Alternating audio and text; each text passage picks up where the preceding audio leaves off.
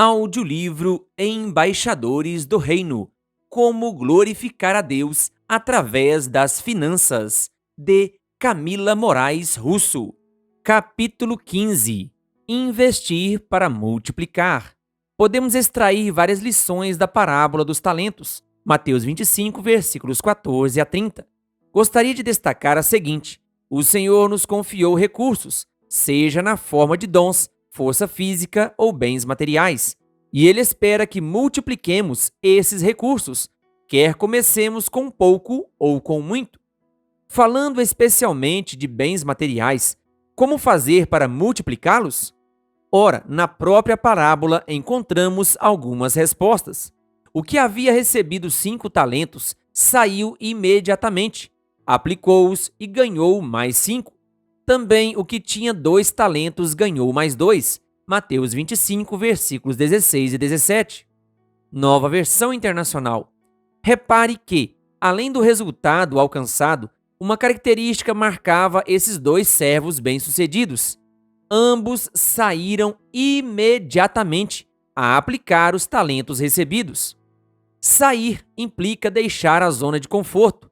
Isso, por si só, não produz resultado algum.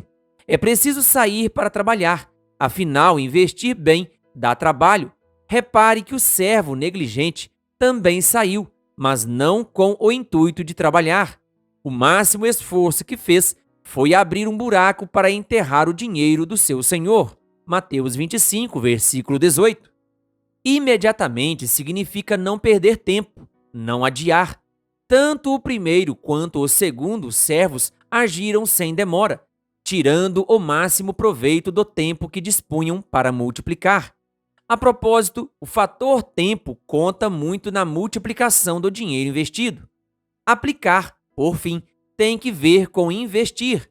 O senhor da parábola esperava que seus mordomos empregassem o dinheiro dele, investindo em bons negócios, ou, pelo menos, entregando-o aos banqueiros, de modo que, enfim, pudesse resgatá-lo com juros. Mateus 25, versículo 27. Perceba uma condição importante aqui. Para multiplicar o talento, leia-se, o dinheiro, é preciso fazê-lo render. Dinheiro emprestado rende, dinheiro enterrado, não. Tipos de ativos.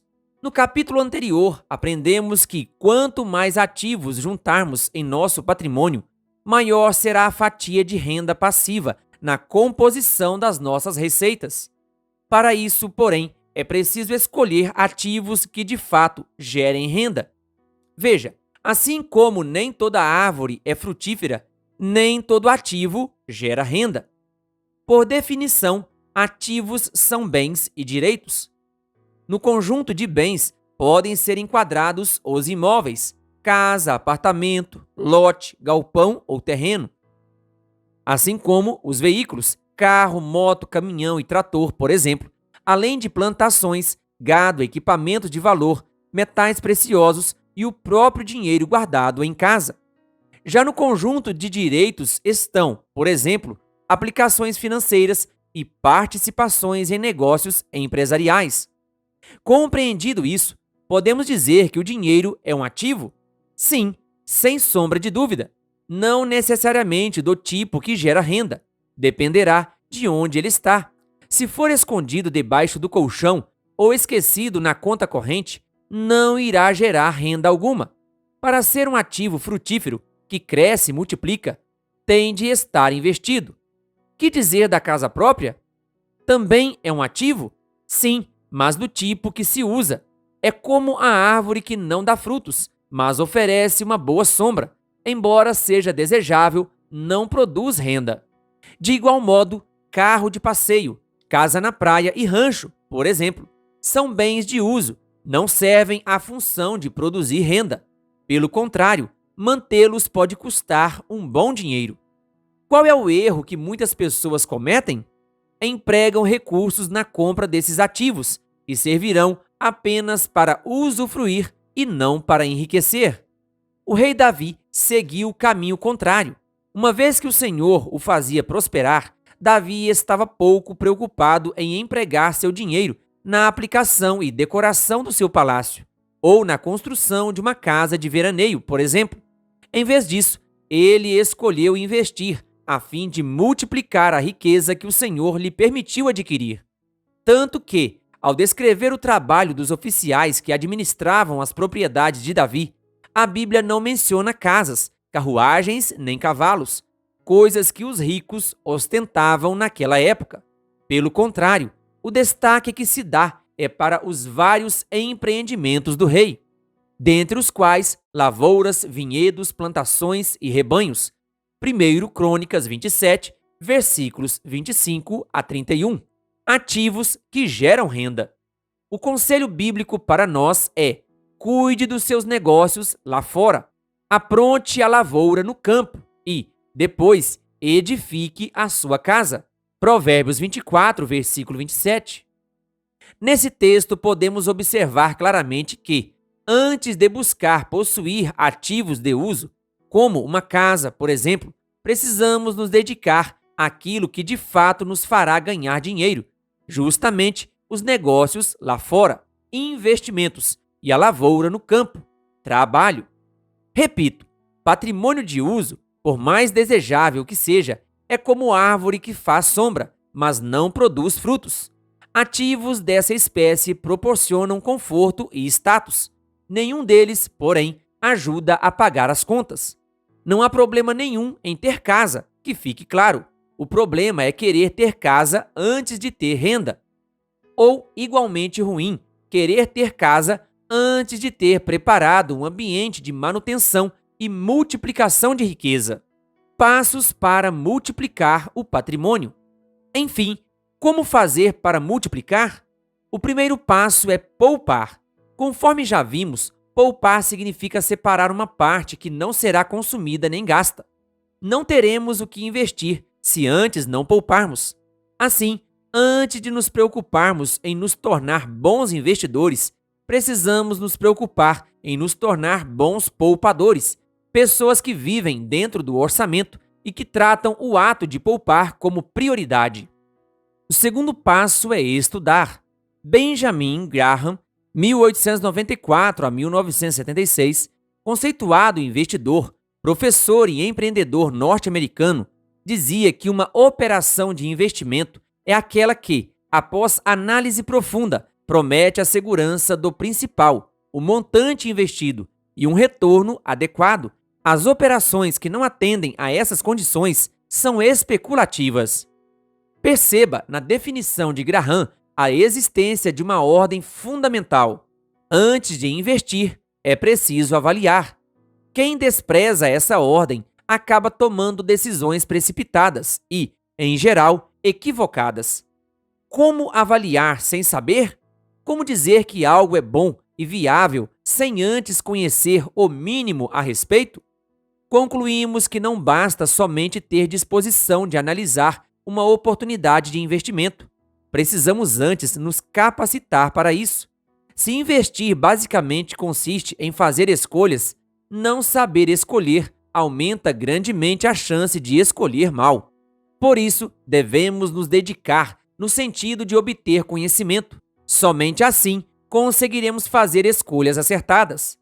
Tempo e dinheiro destinados a essa finalidade seguramente trarão benefício duradouro, a não ser que os depositemos nas mãos de mestres presunçosos e interesseiros que se deixam reger pelo amor ao dinheiro. Estejam alertas. O inexperiente acredita em qualquer coisa, mas o homem prudente vê bem onde pisa. Provérbios 14, versículo 15, Nova Versão Internacional. Jamais deveríamos dar um passo no sentido de investir sem antes compreender claramente onde estamos pisando, ou seja, onde estamos empregando o dinheiro que, vale lembrar, não é nosso, mas do Senhor. O terceiro passo é diversificar, ou seja, distribuir o dinheiro entre vários investimentos. Ainda que nos capacitemos para avaliar antes de investir, devemos sempre ter em mente que nosso julgamento é falho, posto que nosso coração é enganoso e desesperadamente corrupto. Jeremias 17, versículo 9. E quanto ao futuro, sequer sabemos o que acontecerá amanhã. Provérbios 27, versículo 1. Assim, Por mais que estejamos seguros quanto à qualidade de um investimento, jamais deveríamos confiar unicamente a ele todas as nossas economias. O conselho bíblico é: invista seus recursos em vários lugares, pois desconhece os riscos adiante. Eclesiastes 11, versículo 2, nova versão transformadora. O investidor que segue a receita bíblica, portanto, não apenas avalia bem antes de investir, como também, dentro do possível, divide seu capital entre vários ativos, mantendo-se, porém, atento para não compor uma diversificação exagerada, a ponto de prejudicar a crucial tarefa de dar cuidadosa atenção à situação de cada ativo em particular. Provérbios 27, versículo 23, nova versão internacional. O quarto passo é esperar. Em se tratando de investimentos, a multiplicação leva tempo. Por exemplo, a tabela a seguir apresenta quanto valeriam R$ 1.000 a taxa de 0,50% ao mês. Ao final de 10 anos, R$ 1.819. Ao final de 20 anos, R$ 3.310. Ao final de 30 anos, R$ 6.023. Ao final de 40 anos, R$ 10.957. Ao final de 50 anos, R$ 19.936. Perceba como o dinheiro aplicado se multiplica ao longo do tempo. Em 10 anos, neste exemplo, ele quase dobra. Em 30 anos, sextuplica. De 6.000 de saldo acumulado, 1.000 são capital e 5.000 são juros. Ou seja, para cada R$ 1 investido no início, foram produzidos outros R$ 5 de ganho num espaço de 30 anos. Esse é o efeito dos juros compostos, ou seja, os juros sobre juros. Quando você investe uma quantia e não resgata os investimentos, a remuneração do mês seguinte irá somar com o saldo do mês anterior, e assim sucessivamente, sempre aumentando a base sobre a qual incidirão novos juros. Espero com isso convencer você a agir imediatamente, como fizeram os servos eficientes da parábola, pois cada dia que passa sem investir é um precioso tempo perdido. Cabe dizer que o exemplo acima é apenas para fins didáticos. Longe de mim sugerir que você se satisfaça em aplicar R$ 1.000 e nada mais depois disso. Aliás, suponha que você não tenha R$ 1.000 para aplicar de início, mas possa fazer um esforço de destinar R$ 100 todos os meses para esse mesmo investimento, que rende 0,50% ao mês. Que efeito o tempo produziria nessas condições? A tabela a seguir nos responde esta pergunta e nos ajuda a ver também quanto do resultado final é devido à soma dos depósitos realizados e quanto se refere aos juros acumulados. Em 10 anos, valor investido R$ 12.000, juros R$ 4.388, resultado final R$ 16.388. Em 20 anos, valor investido R$ 24.000, juros R$ 22.204, resultado final R$ 46.204.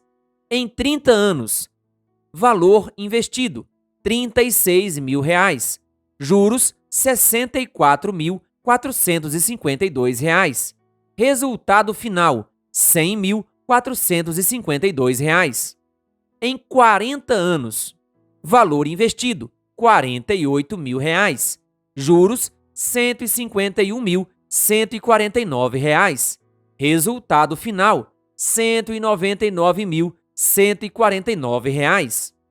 Em 50 anos, valor investido R$ 60.000, juros R$ 318.719, resultado final R$ 378.719.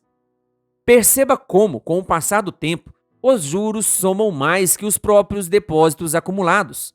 É como se, a partir de um certo ponto, o dinheiro passasse a trabalhar por você. Gostaria de chamar sua atenção para a diferença entre o resultado da primeira tabela e essa.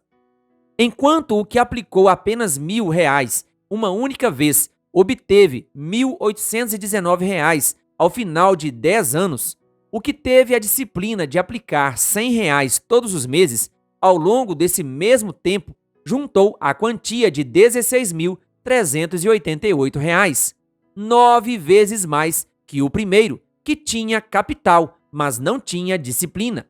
E essa diferença fica ainda maior conforme o tempo avança. Prova de que, em se tratando de investir para multiplicar, a frequência dos aportes tem grande relevância. O quinto passo, portanto, é ser frequente. Nossos resultados serão muito mais significativos se tivermos a disciplina de aplicar mês a mês, ainda que seja só um pouco. A Bíblia diz que a riqueza, que se junta aos poucos, torna-se grande. Provérbios 13, versículo 11. Como embaixadores do reino, precisamos lembrar que, do mesmo modo como foi na parábola dos talentos, o Senhor há de retornar para o ajuste de contas com seus servos. Estejamos entre os servos bons e fiéis, jamais entre os maus e negligentes. Saiba mais. Acesse o link na descrição deste áudio para mais conteúdo sobre o assunto deste capítulo. Querido ouvinte, que a graça e a paz de Jesus estejam com você. Se você ainda não é inscrito em nosso canal, não perca tempo, se inscreva e ative o sininho das notificações. Canal O Bom da Bíblia, compartilhando a Palavra de Deus.